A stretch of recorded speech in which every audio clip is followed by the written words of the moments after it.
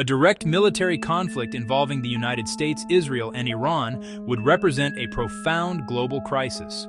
This is not a distant or theoretical problem. It is a tangible risk with immense human, economic, and strategic consequences. Involving the United States, Israel, and Iran. The world we live in today is deeply interconnected. An event of this magnitude would not remain confined to the Middle East. Its effects would ripple outward, touching lives on every continent.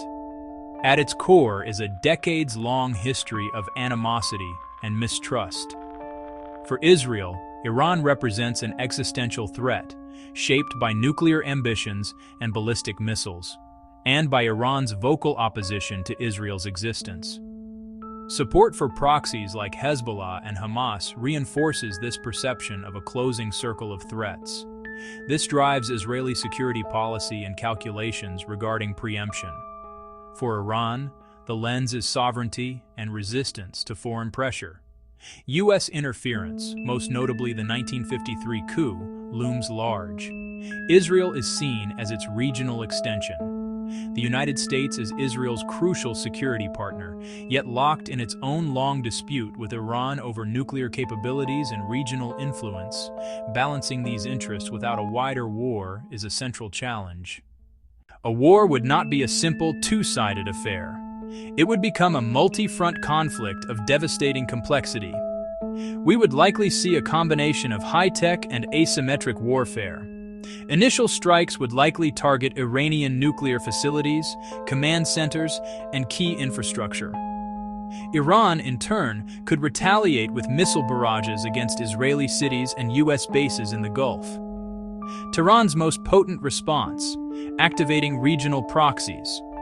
Hezbollah could launch tens of thousands of rockets, risking saturation of Iron Dome defenses. Iraqi and Syrian militias could target U.S. forces. Houthi forces could threaten shipping with missiles and drones. Attacks in the Red Sea and the vital Strait of Hormuz would widen the crisis. The humanitarian consequences would be immediate and catastrophic. Civilians would bear the heaviest burden: displacement, scarcity, and fear. Hospitals, schools, and homes would be destroyed.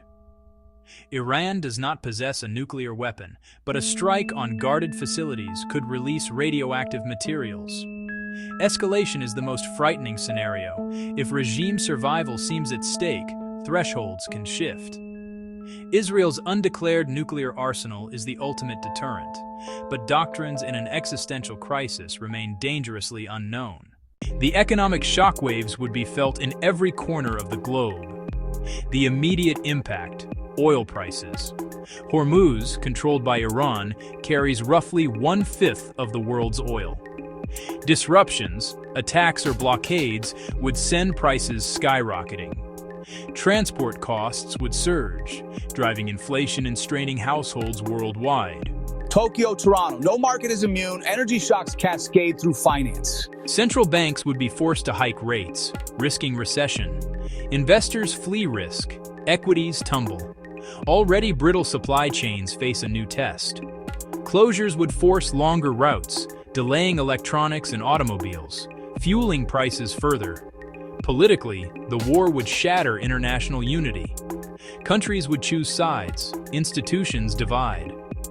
Russia and China would likely oppose U.S.-Israeli action, forming a new axis of tension.